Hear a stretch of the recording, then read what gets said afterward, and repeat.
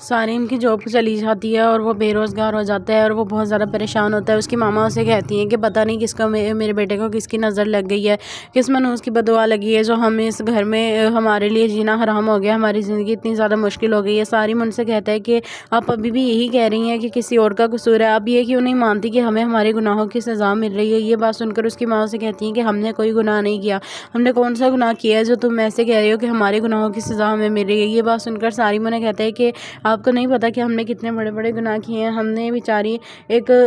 لڑکی سے اس کی زندگی چھین لی، ہم نے کیسے انمول پر گھٹیا الزام لگائے تھے اور آپ نے جان بوجھ کر میری منگنی اس سے تڑوا دی تھی، اس پر گھٹیا الزام لگوا کر، اور کہا تھا کہ وہ اس لائق ہی نہیں ہے کہ میری اس سے شادی ہو۔ میں نے کتنی مشکل سے اس کے ساتھ رشتہ بنایا تھا، لیکن آپ کی وجہ سے سب ختم ہو گیا اور میری لالچ کی وجہ سے ہم لوگوں نے اس پر بالکل بھی یقین نہیں کیا، وہ بیچاری کا تو کوئی قصور بھی نہیں تھا اور ہم نے اس پر اتنے گھٹیا الزام لگانے شروع کر دیے۔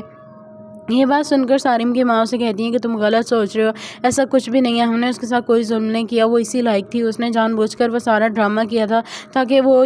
اس لڑکے کے ساتھ جا کر باہر اتنے دن گزار کر آئے اور آ کر گھر میں جھوٹ بول دے کہ وہ اغوا ہو گئی تھی۔ یہ بات سن کر سارم ان سے کہتا ہے لیکن اب ہمیں تو حقیقت پتہ چل گئی ہے اور ہمیں یہ بھی